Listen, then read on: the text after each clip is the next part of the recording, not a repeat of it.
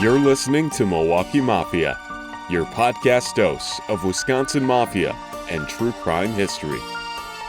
Hey, Milwaukee Mafia Patreon members, welcome back to another episode. I'm Eric. I'm Gavin. And Gavin is currently flipping through his book for the second part of Dirty Helen. That's right. I'm ready. I'm here. He is ready. So kind of give us like a short synopsis of what we went through the first time around. Yeah, okay. So this is our first and maybe last two-part Patreon episode. It is the story of Dirty Helen, who is a call girl, or she likes to call herself a good time party girl.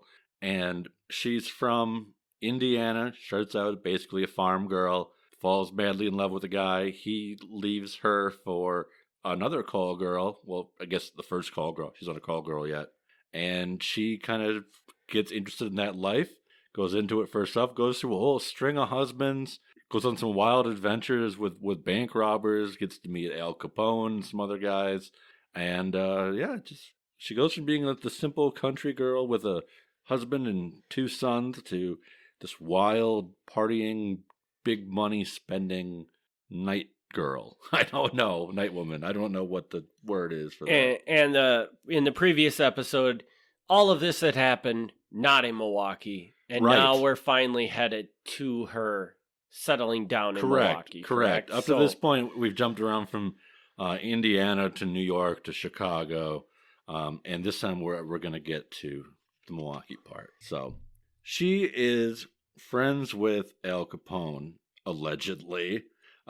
Still find it very suspicious, but whatever. So Al, we're calling him Al now. Yeah, Al, her friend Al, makes a suggestion, and he's like, "Hey, do you want to get in the business of running a brothel?" And she's like, "Yeah, I do." And she had already allegedly assisted him on occasion when he needed somebody to sit in for the night. He'd sit in for the night, or she'd sit in for the night. Yeah, and I don't think Al Capone was sitting in for the night. She'd sit in for the night. But he's like, I got a place where you can go. It's not mob run. You're not going to get in any trouble with mob guys, but you're also not going to get in trouble with the police. It's very cool. And she's like, all right, where is that? And you know where he says? Milwaukee? No. Peoria? No. Nope. Hurley? Nope. Oh, that would have been awesome. But actually, I'm going to stop guessing. You're not far off with that one, though. That was actually pretty close. He suggests Superior, Wisconsin. Okay, weird. Yes. So she goes up to Superior, Wisconsin, and she sets up a place on, I want to say, she actually gives the address, 510 John Street. Now, this is very weird to me that she gives a specific address, and I tried to verify this to a point.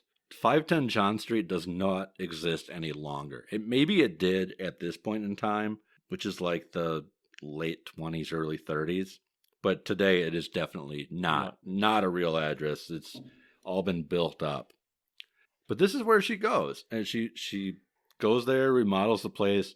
She does not work as one of the women. She just works as the madam, just kind of running the place. She says she's retired, but she hires two people to work for her. All right. A woman called Fabriola and a woman called Mona. And I have no idea if these are real names or not, but those are the names they go by in the book. Can I just interrupt 1 second? Yeah. I just want to ask the question. I've heard of Al Capone having a history in like every other town in Wisconsin, but I've never heard him reference to Superior. Is this a known thing that he had contacts and spent time in Superior? It is not known to me. Okay. Which isn't to say that it's not possible, but it's not known to me. I mean, he has connections in northern Wisconsin. Without a doubt, right? Right. So it's not out of the realm of possibility. But he's not known. I mean, again, maybe somebody who's like an expert in Superior would be like, no, he's been all over. I don't know. I don't know a lot about Superior, but it's definitely not a city I think of Right, as a right. known hangout. Yeah, and it's not. I've never heard anybody say, "Oh, yeah, Al Capone used to spend all this time in Superior," Right. which is So maybe, I don't know. It's odd. It's definitely odd. But she's hanging out there. If this is, I don't know if this is normal or not. This seems a little excessive to me. Apparently, she's only got these two women who work for her. Okay? So it's not Okay. like this huge operation. But both of them, in a single night, each have 28 customers. holy cow. Yeah. Like, I don't know. I'm not sure exactly how that business works, but that sounds like a lot. That sounds like a lot. Yeah. Wow. So, yeah. I don't know. So, okay. So she's there for a while. She ends up meeting a guy who in this book is called Art Miller. I don't know if that's his real name, but that's the name he goes by in the book. Art Miller is a rum runner, a hijacker, a crook, and a pimp. And apparently he's also very charming because although Helen says, I hate pimps, but now I'm in love with a pimp. Yeah. He was 32 years old. I was 41 years old. But I was in love with him. I like how you read that specific line. That well done. Sir. Yes. Yes. So they travel to some obscure town in Minnesota and get married. Okay. Yeah, so this is like her fifth husband or something at this point. Wow. Yeah. So they get married. Long story short, does not work out. Here's where it gets weird. All right. So she's got the two women who work for her, and allegedly, there's going to be a lot of that word. One of them comes in to the office or whatever in this place and says, Helen, you won't believe it. There's a huge convention going on in Appleton, Wisconsin. Nice. Yes. Instead of staying here in Superior, we should go to Appleton for a few days during the convention. We could make a lot of money.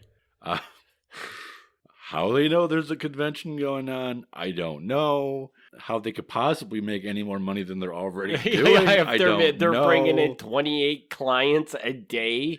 Yeah. So I don't know. Well, anyway, so according to the story, they travel to Appleton. They arrive late in the afternoon. There's a big convention going on, and apparently there's a giant parade going through town for this convention. It doesn't say what the convention's for, so I don't know. She asks around and says, hey, where's the local brothel around here? And they tell her, oh, well, the place you want to go to is called the Blazing Stump. Now, to give her credit, whether the story is true or not, the brothel in Appleton was called the Blazing Stump. So this may actually be true. According to Helen, the Blazing Stump was run by a woman known as Old Ma Gooley and her son Gooley. Son Gooley, huh? Yeah. And this was just outside of Appleton city limits, which is accurate. It was in Darboy, so that's accurate. Did we do an episode of Mayhem on this place? We might have. Yeah, I think we did. Because we might have. It was either the Silver Spur or it was right next to the Silver Spur, right? Yeah. Right. Yeah, we totally did. At did. that point in time, I did not know that it would appeared in a book like this. Ma Gooley was the ugliest apparition of a woman I had ever seen. She had clumps of fat all squashed together like mounds of modeling clay. Her main interest in life appeared to be a sheaf of paper she clutched in her hand and the world's biggest wristwatch that was strapped to her arm. Anyway, they work out a deal where they actually do work for Ma Gooley for a couple of days. So, yeah, I don't know. I guess. It's very strange. The Blazing Stump was a real place. I have no record of anyone named Ma Gooley being there. I mean, it's probably not her real name, but that's no. I would assume that Gooley would be her last name. Could be. You know, it's like Ma Gooley and Son Gooley. Right. You know, it makes sense. Right. But that does not when I did do my research on Blazing Stump, that did not come up. Which is not to say that it's not the case, because there's definitely some major gaps in the Blazing Stump research. But I don't know. There's everything about Helen's stories is like, there's pieces of truth, but there's so much I'm like, I don't know. So it's very hard to tell what's real and what's not. So one of the girls that worked for her and Helen went down there and worked. Both of the girls and Helen went down there. So yeah. Helen was actually working too. Helen was working, but she was working as she would count the towels. This is how they knew how many customers they had and how much money was supposed to be in the till at the end of the night, based on how many towels. Because everybody got a towel after they were done, whatever, you know. Wow, what I wonder what happened if the towel count was off. I don't know. Doesn't sound good. No. Anyway, so she's married to this Art Miller guy. They have a falling out. She ends up giving him, allegedly, $17,000 to go out and try to start his life over. She doesn't expect to ever hear from him again, but apparently $17,000 is a fair price to not have to see him anymore. He ends up getting caught running heroin. It's a whole big mess, and that's the end of their story. She ends up meeting a guy just randomly, and he goes, you know what? I got an idea. Let me tell you a place that you should go. It's better than Superior, and you're not going to get hassled by the police, and you're not going to get hassled by the mob. There's mob. Believe me, there's mob there. But they're not going to mess with you. She says, all right, where should I go to now? This time you know where she's going. Milwaukee. She's going to Milwaukee. Okay. She finally gets to Milwaukee. So she's getting there. I'm not sure again exactly the year. It's probably early 30s at this point. So she sets up place at 1806 St. Paul Avenue, which is roughly like along like the freeway. Okay. Today. There was no freeway at the time, but roughly where the freeway is today, running right through town. Doesn't sound like a prime location. Like, was that a pretty big area to be in at that point in time, or was that kind Probably not. It was more like out in the middle of nowhere, I would assume, right? It's not a great area. I mean, she freely admits that it's a dump. Okay. Like it's not a great place. But she gets herself a cleaning woman, a repairman, and painters. They dig into 1806 St. Paul Avenue with a vengeance. Well written. Yeah. We didn't bother structurally remodeling the place. We were just trying to clean it up. So she's cleaning it up, blah, blah, blah, blah, blah. The building isn't very big. It's only 30 feet by 65 feet. Behind the main bar room was a dining room and a kitchen. Upstairs, there were 4 rooms and a bath. There was no central heating. There was a big coal stove in the bar room for a furnace. So she sets up here, and she actually tries to move away from running women out of the place. She says, maybe just try to run a straight bar, But either way, just to make sure everything's okay, she goes to see the chief of police, allegedly, and she says to the chief, how much is the payoff to the police? I'm used to it. I've always paid off. It's okay. He looked me directly in the eye and said, Helen, there's no payoff to Milwaukee policemen. The chief was right. In all my 40 years in Milwaukee, I've never known of a policeman accepting a payoff. The Milwaukee Police Department is probably the cleanest in the country. So although she did occasionally run women out of the place, and when she first set up, Prohibition was ending, so she was at a bar basically illegally, she claims that she didn't get hassled by the police and she didn't have to pay them off. Huh. So they didn't accept payoffs. They just didn't really enforce their laws, basically. Is that That's what it sounds like? Yeah. Interesting. And which to some degree, I mean, that lines up with what I've always understood is that the Milwaukee Police Department's pretty clean. And people over the years have told me many stories of them not being clean. But generally their reputation is pretty positive. It's kind of a hole in the wall, but at one point in time, she makes her favorite purchase she's ever going to make in her entire life. And that's after the Old Grove Hotel shuts down. She doesn't buy the hotel, but there's a painting in the hotel that she really likes. And she goes to the auction, and spends as much as she asks you to get the painting. And obviously people cannot see this painting because we don't have visual, but I will show you this painting. Can I hold Yeah. it? So it's basically a nude woman reclining and reading a book. Yes, and two people are standing in front of her holding a hat over her privates. Yes. And that's really it. Yeah. So how much do you know how much she pays for this painting? Does it say? The bidding got into the hundreds of dollars. And what time frame is this? This is still probably early 30s. So that's enough. Apparently, she ends up paying $580. Yeah, I bet you that's pretty expensive. Right. And this is her favorite purchase. She says even after she's retired, doesn't have the bar anymore, she keeps the painting. Like, that's her all-time favorite thing she's ever owned. Now, you said that she was going to try to keep this just a bar. Right. Does that happen, or are we coming to that? It goes back and forth. Sometimes it is and sometimes it isn't.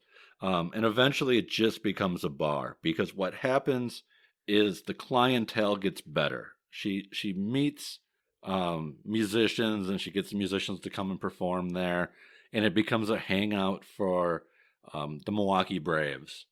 Oh, okay. And in the Milwaukee Braves, one of the guys has a talk with her and basically tells her the manager doesn't want them hanging out there if she has girls upstairs. And she makes the decision that it's a better business move to have her bar be a hangout for the Braves than it is than to have the women there, which is probably true. So she ends up getting like all kinds of very minor Milwaukee celebrities hang out there. She gets to be pretty well known. Officially, the place is called the Sunflower Inn, but everybody just calls it Dirty Helen's. Like she's known. That's funny. Yeah, she's just known as Dirty Helen, so it's like Dirty Helen's place. Yeah, that's about it. She gets married yet again to a guy named Guy Cromwell. She gets married to him. Not much happens there. He's significantly younger than her, as usual. And so that's pretty much it.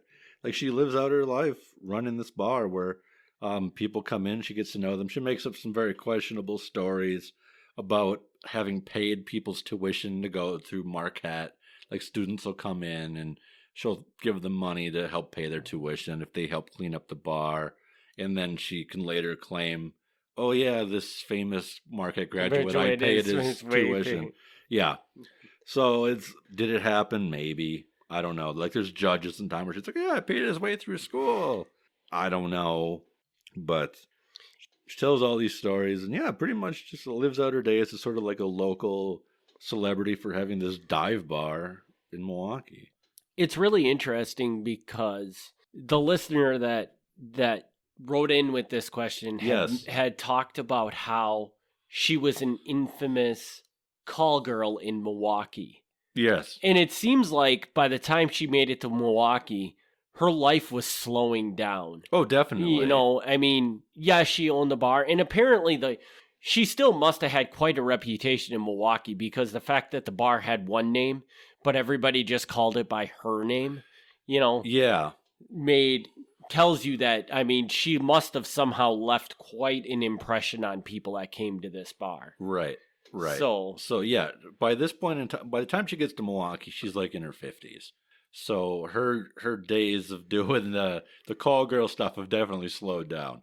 But yeah, she gets quite a reputation. Some of it I don't know. Again, like this whole book, I assume that it's at least true to a point, but I get the impression that her reputation is largely based off of her telling these amazing stories. Yeah, that's very true. So I don't know. The line between truth and lie is very hard to tell with her. But it works. It works in her favor, because people will come to her bar and listen to her stories. And you know, probably like how you were talking about like the Al Capone story. Yeah. It's like it could very well have happened, but it just seems like too good to be true to have happened to a person. Right. Almost like, and maybe this is the exact reason, is because she sat around and told these stories for years and years at her Milwaukee bar, and they just got embellished over and over again, you know, like a little bit at a time. Yeah. But so by the time she wrote this book, they were so over embellished. Right. But she had been telling this story that way for so long, she actually believed that was how it happened. Or, Right. You know. And it is what makes her a great storyteller, is it's hard to tell what's true and what's not. And I am fairly confident a lot of it is not true, or at the very least, greatly embellished. But she's really good about not just pulling things out of her ass. Right. I mean, she's telling it in a way where she could have been there. Even if everything she says is not true, and I don't think that's the case, but even if everything she says is not true, she doesn't stray so far from her own life that it's completely made up. Right. And she hits enough key facts that Right. if somebody spot checks it, it's like, well, you know, Right. I don't think it probably happened, but it very well could have happened. Right. And I think that's, it's a skill in itself, because it's, I can't tell. I can't tell what's true and what's not. And that's, I don't think that's a good thing for people to have. But in her case, I think it is a good thing to have, because that's different. Like, if you go to a bar and the bartender tells you a bunch of BS, that's okay. Mm-hmm. Like, you're not going to the bar to, like, learn a serious history lesson. You expect people to BS a little bit. So I think that really was perfect for her to establish herself as a legend of Milwaukee nightlife. Yeah, and that's and we don't know what's true and what's not, because she did it just the right way. Yeah.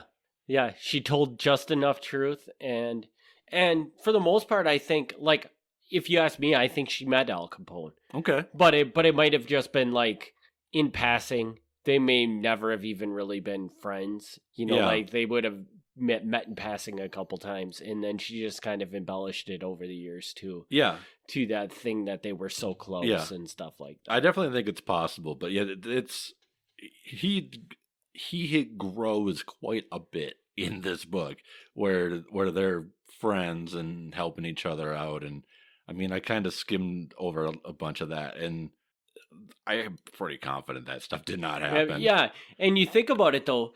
If you were going to a bar in Milwaukee and the bartender was telling you all these stories, you'd love it. I mean, you would think that was just the crazy. How would that lady not leave such a deep impression on you? Right. It's just kind of a incredible thing. Yeah, and so by the time she had the bar, she had... This is the thing about the bar, okay? It's a crappy bar. It's in a crappy neighborhood, but it's got this very interesting person running it. And apparently there were two things that you could order there. You could order bourbon or you could order scotch. And if you ordered anything else, she kicked you out. So, like, it just got this reputation. Yeah, I can see how that would happen. Yeah. And it became like the running joke, where people would, like, wait for a newcomer to come in, order the wrong thing, and they'd all kind of like, get out of here. So, it's like an experience to, like, everyone's hanging out, taking shots of whiskey or bourbon, whatever, and making fun of people who've never been there before. Well, she is definitely an amazing... She's perfect for this podcast because she's an amazing character in Milwaukee history. And that is a person's story that needed to be told. Yeah, I would love to... Again, I'd love to kind of know more what's real and what's not, because I'm a party pooper, and I want to kind of deflate that a little bit. But again, she tells it in such a way where I'm like, I don't know, all the places and the dates line up right, so I guess. Like, it's tough, right? Yeah. So, all right, well, I think that ends our long transgression into Dirty Helen. Yes. But, so I will wrap this episode up, but we will be back next week with a regular Mafia episode, and in 2 weeks with a Patreon. Thank you, everybody, for your continued support, and we'll see you in a week. Yep. We appreciate it. Thanks for tuning in to the Milwaukee Mafia Podcast. Join us next time for another look back at Wisconsin Mafia and true crime history.